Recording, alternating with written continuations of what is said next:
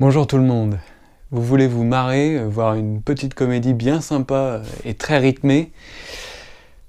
Allez voir Dope. Petit ovni réalisé par Rick Famuyiwa, qui est un réalisateur de plus de 40 ans, qui a réalisé 2-3 autres films avant celui-ci, mais qui sont jamais sortis sur nos écrans.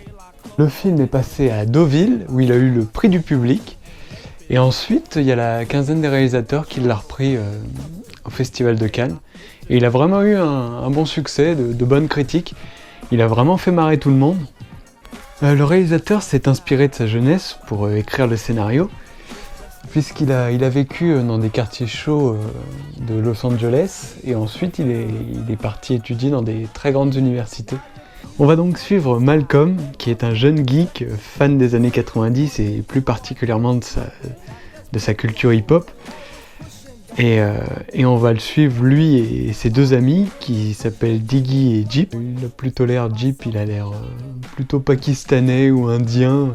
Enfin bon, il se dit à 14% black dans le film. Diggy, qui est lesbienne et qui s'habille comme eux, comme un garçon. Malheureusement pour eux, ils habitent un quartier chaud de Los Angeles, donc Inglewood, et qui est rempli de gangs. Malcolm a pour projet d'aller étudier à Harvard, et donc pendant le film, il va passer les entretiens pour pouvoir étudier là-bas. 3 geeks très propres qui se font tabasser à l'école, qui se font emmerder par les footballeurs, enfin le cliché habituel quoi.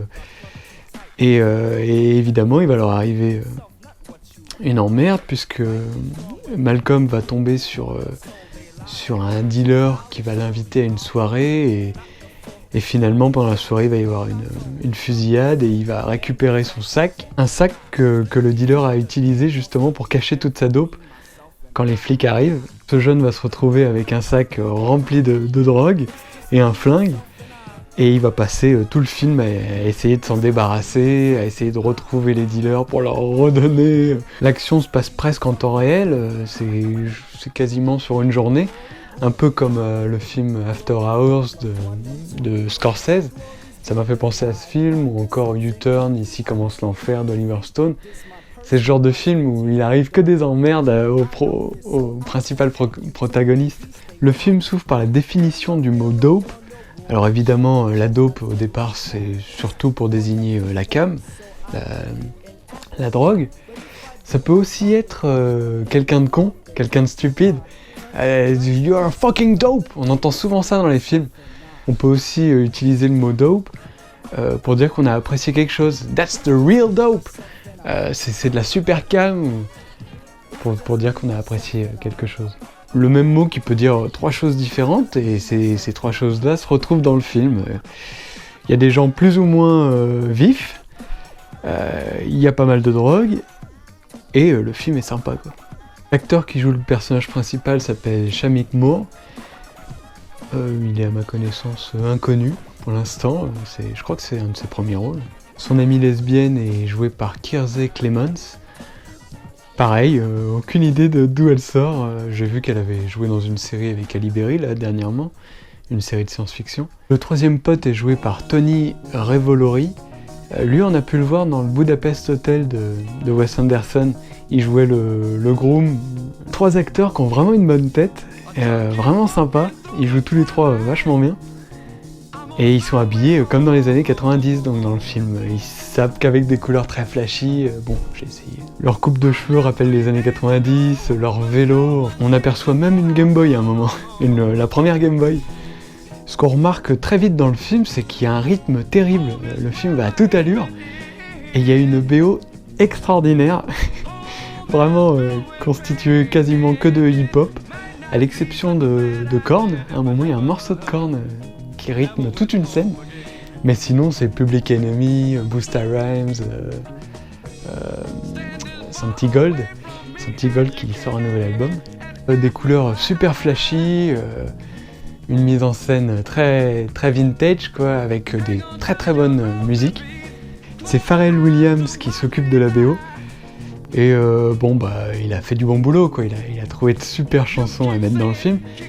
Mais alors ce qu'il a composé lui-même, ce qui est original dans le film, c'est beaucoup moins bon. Je regardais le film, moi j'étais pas au courant que c'était Pharrell Williams qui avait composé pour le film.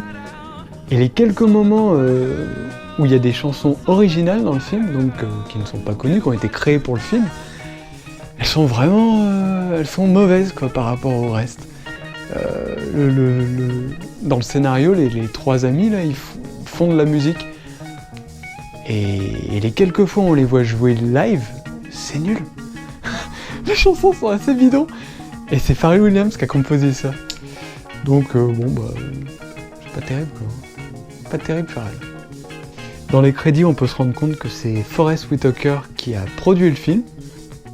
Donc ça a dû lui donner quand même un coup de pouce au réalisateur. Même si, en fin de compte, avec Pharrell Williams et Forest Whitaker dans les crédits, il n'a pas eu le budget escompté, d'après ce que j'ai compris. Il l'a tourné très rapidement, le film, le réalisateur. J'ai trouvé que le film était très contemporain, puisqu'il utilise pas mal de technologies de maintenant pour faire avancer le récit. À un moment, les trois jeunes se font prendre en chasse par deux dealers dans une voiture. Et les deux dealers ont leur iPhone dans le sac des jeunes. Et ils arrivent donc à localiser le iPhone sur une tablette et à les suivre quoi, dans leur voiture.